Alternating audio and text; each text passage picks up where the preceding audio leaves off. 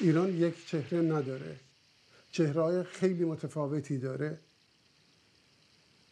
من آینه گرفتم طرف اون بخشی که دیده نشده بود و راجبش گفته نشده بود.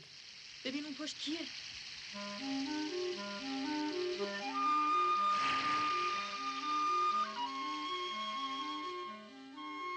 رگبار یک جور جواب به سینمای اون موقع ایرانه، یک جور جوابه و یک جور گفتگوه با سینمای ایرانه.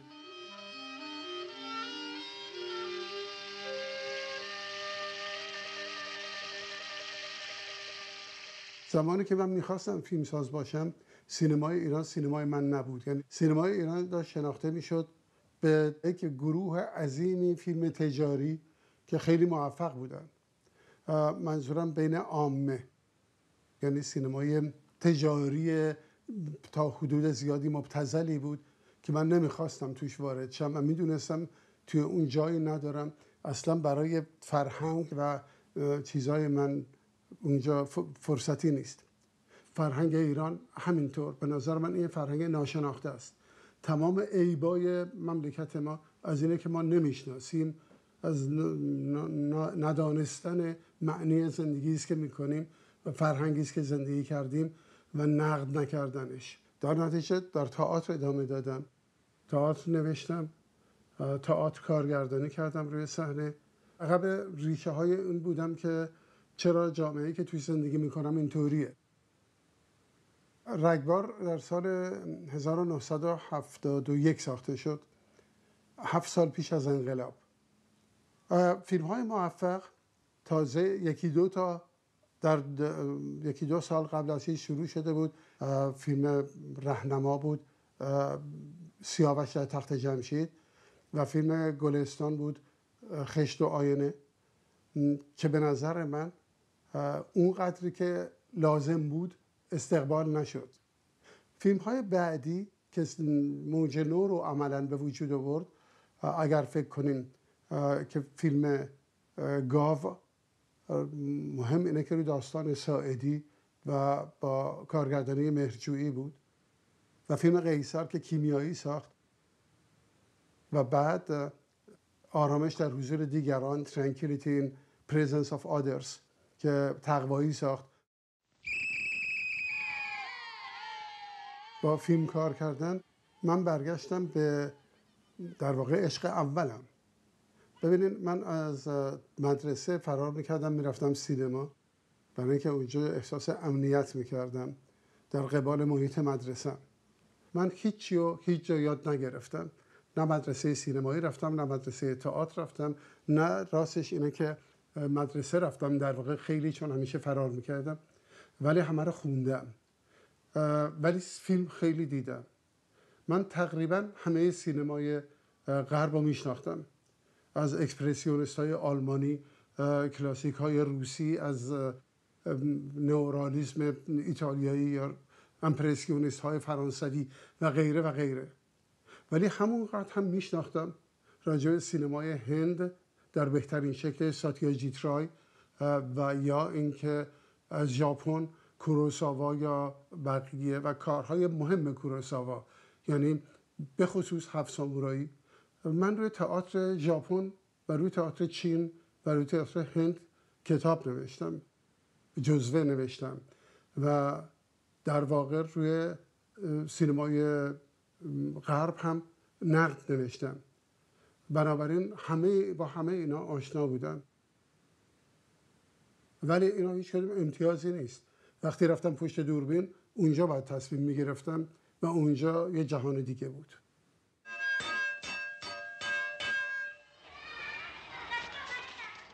رگبار رو دقیقاً وقتی نوشتم که داشتم فیلمو میساختم، و حتی وقتی داشتم فیلمو میساختم هنوز 1/3 آخرش نوشته نشده بود، از بس که این ساختن این فیلم اتفاقی و ناگهانی و بدون مقدمه اتفاق افتاد.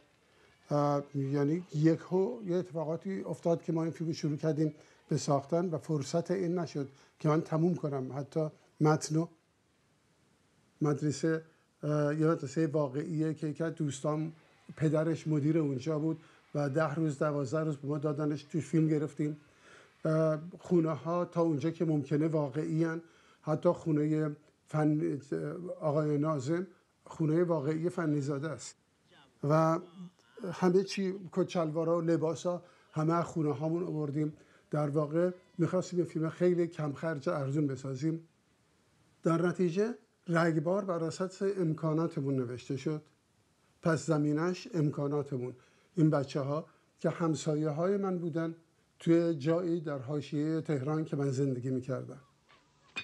بچه ها رفتن اون فیلم بزنیه رفتی؟ میگن خیلی عالیه.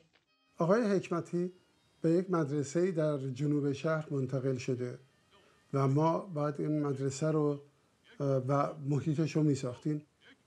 هیچ وقت نمیشد یه همچین فضایی رو یک جا پیدا کرد و بعضی وقتا تهران به خاطر نوسازی هایی که توش شده بود از ریخت افتاده بود و محله دیگه یگانگی و یک دستی خودش رو نداشت و در واقع دیگه اصلا اون تمرکزی که میشد رو داستان کرد به خاطر زندگی خود محله، واقعی خود محله، اون تمرکزی که به دست نمی اومد.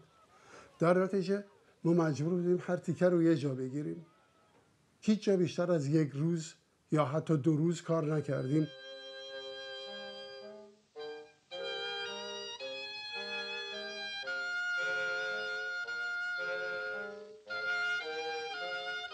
تمام این فیلم امپروویزه ساخته شد. یعنی باید میدیم کجا بالاخره دوربینمون رو میتونیم مستقر کنیم و من همونجا تصمیم میگرفتم چه کار کنیم و همونجا این فیلم دکوپاژ شه و همونجا در واقع تصمیم گیریش همه چیش.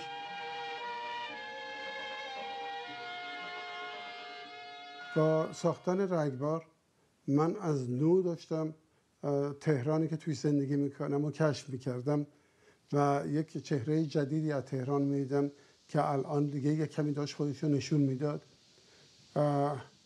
خیلی یک احساس عجیبی بود برای اینکه من فکر میکردم مملکت یک شکلی و یک ساختمونی داره و الان میدم هر محله عملا دست یک کسیه موافق قدرت قانون. اغلب در هر محله این مقررات نبود که جلوی کار ما رو میگرفت، بلکه عملا یک کسانی بودن در محل که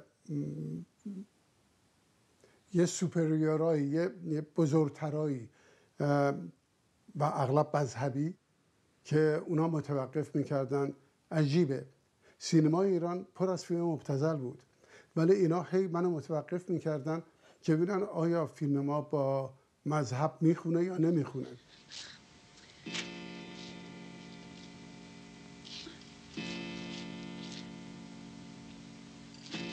بزرگترین چیز غیر قابل پیش بینی مسئله پول بود و شخصیت باربد طاهری. باربد طاهری خیلی هیجان زده و علاقمند بود ولی در اولین جلسه ما متوجه شدیم پولی وجود نداره. اون همیشه در بازار و این ور اون ور دنبال قرض کردن پول بود برای ادامه. در نتیجه اون وقت من ناچار بودم از کسانی که من میشناختم یه پولایی برای گذران خرج روزانه فیلم قرض کنم. بعضیشو از حقوقی که در دانشگاه میگرفتم. گاهی نگاتیو نبود، وقتی میرفتیم سر صحنه که به زحمت فراهم شده بود میگفتن که مثلا ما اینقدر نگاتیو بیشتر نداریم و من ناچار بودم بعضی شات‌ها رو فقط در یک تیک بگیرم و همین این اتفاق افتاده. در فیلم شات‌هایی هستن که فقط یک تیک گرفته شدن که اگه خراب می‌شدن نمی‌دونستیم چه کار باید بکنیم. راستش من نمیدونم که با شما سلام علیک بکنم یا نه، چون میدونید اینجا حرف در میارن. پس چرا سلام کردی؟ و بعد اصلا گاهی یک فیلمبردار دیگه اومد، مازیار پرتو. مازیار پرتو خیلی کمک کرد. نه تنها اومد خیلی از صحنه‌های بسیار مهم رو گرفت، بلکه بعداً انقدر هیجان زده شده بود نسبت به فیلم که اومد و نشست پای میز تدوین. ما فیلممون به خاطر نبودن پول طول کشید. همه چی غیر قابل پیش بینی بود و هر چی اتفاق میافتاد امپروویزه و فی‌البداهه اونجا اتفاق میافتاد.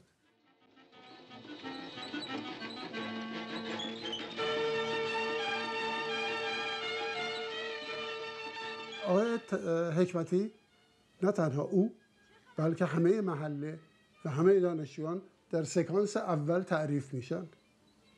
ما با ورودش باید شناسنامه‌شو همراهش بدیم که تماشاگر بفهمه این کیه. کسانی که بعداً دانش آموزاش خواهند بود رو باید یک پس زمینه بدیم. تو هر خانه ایرانی وقتی میخوای بری و خونه رو بگیری 3 چیز هست: چراغ، آینه و کتاب. معمولاً کتاب مذهبی. برای آقای حکمتی کتاب مذهبی نیست، کتابه. یعنی اصل کلمه، اصل فکر، اصل نوشتن یا تألیف یا ساختن یا فکر کردن. بچه ها بازی ندارن، سرگرمی ندارن و کم کم تبدیل میشه به سرگرمی محله. شکستن چراغ و شکستن آینه، ریختن کتابا، همه اینا در واقع ورود یعنی بی‌نظمی یا کیاسیه که باید بعداً به یک نظم، باید به یک اردر عملاً تبدیل شه. این کیاس یا این آشفتگی همه محله رو میگیره. یعنی از اونجا که این تبدیل میشه بازیچه اون بچه ها، بازیچه محله، و وقتی گاری را میفته و اون دنبال گاری میره، این همش منتقل میشه به همه محله. ما موفق میشیم از این طریق همه محله رو معرفی کنیم. آن خانومی که از اول باهاش دعوا داره، بعد خانم خیاط در میاد، شاگردش که این میبینه و به نظر میاد همون در دم بهش عاطفه پیدا میکنه. بعد کسان دیگری، سلمانی، این اون، همه کسانی که توی این راهن. او با ورود به اینجا دیگه اون شناسنامه قبلیش رو ناچار خواهد شد عوض کنه. از آدمی که در تنهایی خودش کتاب میخوند در بیاد، آینه شکسته، چراغ شکسته، آینه رو البته دو مرتبه ترمیم میکنه تا این دفعه تنهایی خودش رو توش ببینه. دیگه اون آدمی که فقط بشینه کتاب بخونه نیست، با یک محله درگیره. محله بازیشو با او ادامه میده. داستان عشقی که بچه ها میسازن کم کم همه زندگی اونو دگرگون میکنه و اون اول مدتی مقاومت میکنه در برابر این تغییر و آخر سر این مقاومت رو میشکنه و اون باورش میشه که نه، این واقعیه، این تغییر واقعا اتفاق افتاده و حالا دیگه میخواد بمونه و این لحظه است که میگن باید بری. این تمامش در توی این صحنه اول و سکانس اول ساخته میشه.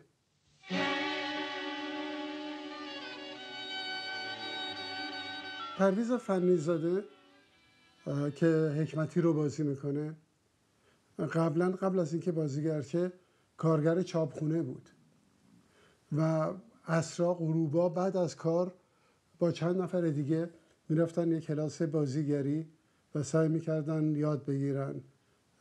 خیلی با استعداد بود به نظر من و خیلی اگر بهتر میتونست زندگیشو کنترل کنه یا زندگی باهاش رفتار کنه، میتونست خیلی کارهای مهم دیگری بکنه. و بزرگترین دریغ من بر اینه که اون چجوری این اعتیاد نابودش کرد. بعضی از تعطیلات فیلم ما به خاطر اون بود که ما ناچار بودیم بخوابونیمش برای اینکه ترک کنه و اینا برای چیز میگم، برای رد فنی‌زاده میگم، برای رد جامعه‌ای میگم که قدر فنی‌زاده رو ندونست. من به اون جامعه همیشه معترضم و همیشه کسی هم که فکر میکنم حیف شد فنی‌زاده. ببین هر وقت بگی ما خونه رو تخلیه میکنیم. حرف سر این نیست عاطفه، چرا میکشونه به اینجا؟ رحیم از یک طرف یه آدم شناخته، سرشناس و مورد احترام و مورد اعتماد توی محله.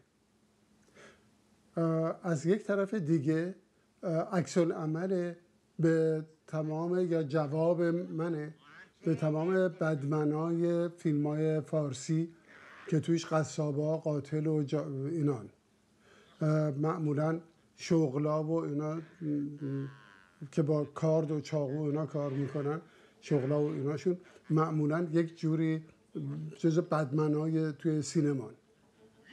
این بدمن نیست.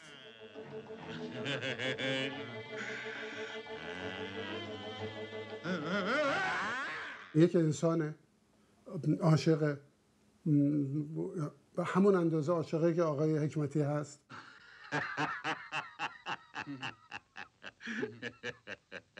از همینت خوشم میاد.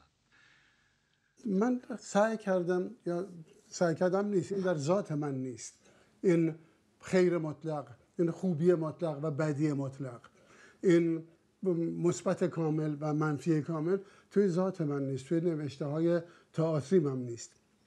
در نتیجه من فکر کردم اینا هر دو، او و آقای حکمتی، یک جورایی شباهتی به هم دارن که حتی در دعوام واقعا نمیزنه، دلش نمیاد بزنه، برای اینکه درست رقیبشه ولی نمیتونه آزارش بده. این یک کمی خلاف نرم سینمای ایرانه که چاقو میزنن، تیکه پاره میکنن و غیره. و واقعا تمام کسانی که اولین بار رگبار رو دیدن، یعنی هر بار که دیدن و عادت داشتن به سینمای ایران که یک بد و خوب داشته باشه، تا آخر نمیتونستن تصمیم بگیرن کی خوبه کی بده. و شاید علت اینکه فیلم فروش خیلی فوق‌العاده‌ای هم نکرد بار اول برای همینه که با هیچ کدوم از تعریف‌های سینمای ایران نمیخوند.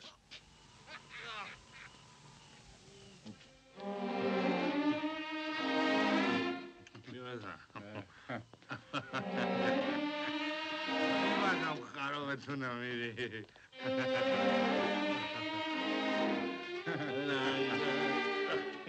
کیدا قرشه‌داغی شاید اولین زنیه که موسیقی فیلم ساخته توی ایران.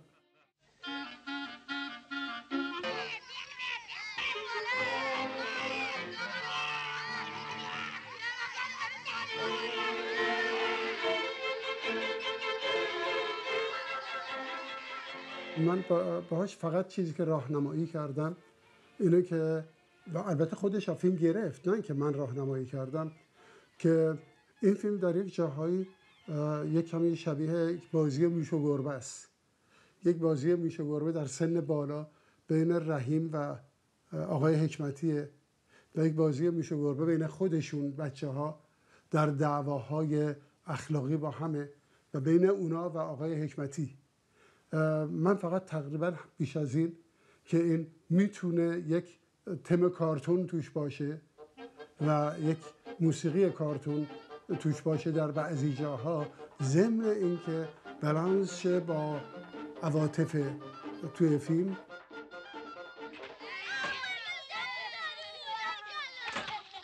فیلم جاییست که بچه ها توش بازی میکنن. بخشی از من به هر حال هنوز بچه است. همچنان که گفتم به خانم قرچه‌داغی، گفتم راجع به این که اینجا یک محل بازیه، بچه ها با هم بازی میکنن، با معلم بازی میکنن، محله خودشو با این بازی ها سرگرم میکنه و غیره. و چرا ما نباید میکردیم با تدوین؟ چرا ما نباید میکردیم با اینکه داستان این همه کاراکتر رو خلاصه کنیم؟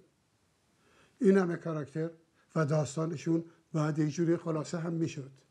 بنابراین ما همین بازی رو با تدوین کردیم. داری خودتو گول میزنی. میبخشینا، گاهی تا نصف شب کار میکنه. خوبه.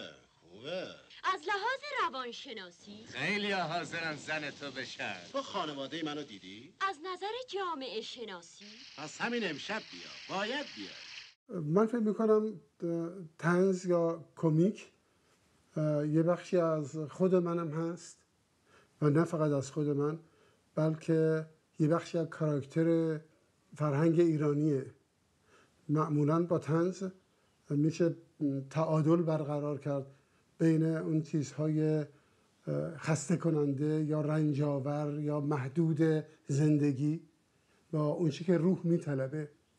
طنز معمولاً میتونه یه بالانسی ایجاد کنه بین واقعیت بیرون که ممکنه خیلی دلخواه نباشه و با اون چه که دلخواه و اتفاق نمیفته و رنج میده. این در هر ایرانی که من میشناسم تا حدودی این هست. در نتیجه این خود به خود اومده. بعضی وقتا اینا طنز تصویریه، یعنی با برش، با کات و با تدوین اینا اتفاق میفتن. طنز تصویریه، مثل صحنه‌ای که آقای حکمتی بالاخره یک دقیقه‌ای پیدا کرده که بتونه با عاطفه تنها باشه و تصویر عقب میکشه و میبینیم اونجا پر آدمه. یه ور تلخ هم داره هر طنزی، بنابراین این یک جور طنز تلخه. آقای حکمتی یه چیزی میسازه، اگر نتونه با ذهن، اگر نتونه با فکر، اگر نتونه با علم، با دستاش یه چیزی میسازه، اون متفاوته با خیلی از مردم ایران که فقط حرف میزنند و کاری نمی کنند. در همه سطوح و در همه طبقات، از روشنفکر و از کسانی که سالها همیشه میخوان جهان رو تغییر بدن و آخر سر هیچ کاری نمی کنن یا میبینن هیچ کاری، انقدر دست و پاشون رو قوانین و شرایط بسته که کار مهمی نمیتونن بکنن، تا اصولا نومیدی های زودرس که خیلی ها کنار میکشن، منزوی میشن، معتاد میشن یا اینکه قانع میشن و غیره. آقای حکمتی کسیه که برای جایی که اومده توش یه کاری بکنه، وقتی اونجوری که باید پذیرفته نمیشه، سعی میکنه یک جور دیگه یه کاری بکنه با دستاش. اون معنی رو هم آورد، معنی جهانی رو که باید از نو ساخت، محله رو و مردم و ذهن ها و هر چیزی رو که باید از نو ساخت. آقای حکمتی آخرین لحظه یک جمله خیلی ناامید کننده ای میگه. این سالن خیال میکنی چقدر دوام بیاره؟ نه، بیفایده است. میگه بیفایده است. هیچ کس هیچ وقت از من نپرسید چرا اون اینو میگه. آقای حکمتی در واقع داره میگه تنهایی نمیشه.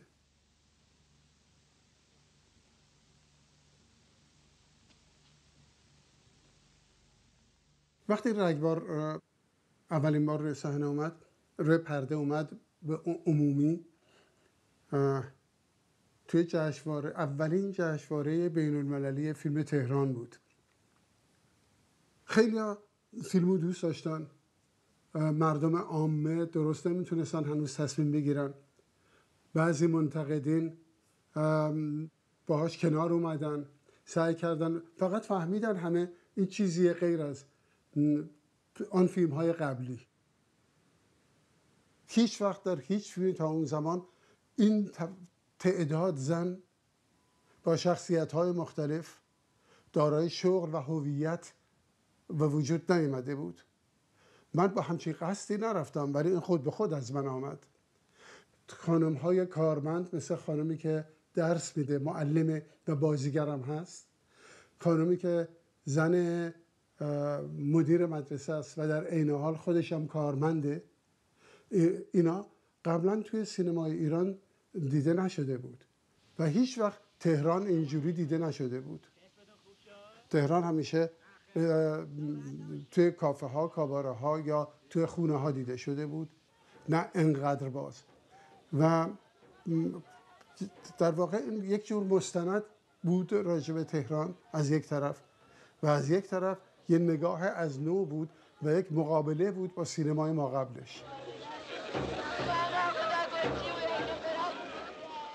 بعد از انقلاب ریختن به دفترهای سینمایی ایران، یعنی اون دفتری که فیلمو دیستریبیوت میکرد، و از جمله نگاتیو و پوزیتیو رگبار رو هم بردن. نگاتیو و پوزیتیو فیلم دیگر من کلاغ هم بردن. من بعداً میدیدم توی وزارت فرهنگ و هنر که خیلی فیلم ها ریخته کف حیاط زیر برف و بارون و خیلیش نابود شده، در حال نابود شدنه. و بعدم شنیدیم که در شوراباد فیلم ها رو آتش زدن. به من یک جوانی از شوراباد که منو پیدا نکرده بود زنگ زده بود به یکی از بستگان ما که اون میشناخت که بچه ها دارن توی بیابون شوراباد دوروبر جایی که فیلم ها رو آتیش زدن دارن با بوبینای رگبار بازی میکنن. من اون موقع استاد دانشگاه بودم. از دانشگاه اخراج شدم و به عنوان بهایی، به عنوان یک غیر مسلمان، من پدر و مادرم بهایی بودن و من در یک خانواده بهایی بزرگ شدم. منتها من مذهبم فرهنگه، مذهبم خود مذهب نیست. مذهب اعتقاد شخصیه، به هیچ کسی در جهان مربوط نیست. من مذهبم فرهنگه و اونجام در جلسه بازجویی دانشگاه همینو گفتم و اخراج شدم. عملا کریر من متوقف شد. پخش فیلم چریکه تارا متوقف شد و 3 سال بعد من در سال 60 فیلم مرگ یزدگرد رو ساختم به عنوان یک تئاتر که فیلم میشه. بعد 2 مرتبه من نتونستم فیلم بسازم تا 4 سال. مرگ یزدگرد برای ابد توقیف شد. چریکه تارا برای ابد توقیف شد. 3 سال بعد از فیلم مرگ یزدگرد که برای ابد توقیف شد، من باشو غریبه کوچک رو ساختم. فیلمیه که بعدها کشف شد که اولین فیلم داستانیه که در راجب جنگه. فیلم توقیف شد به عنوان فیلم ضد جنگ و به عنوان فیلمی که قهرمان مرکزی زنه. 4 سال و نیم توقیف بود تا جنگ تموم شد و فیلم در اومد.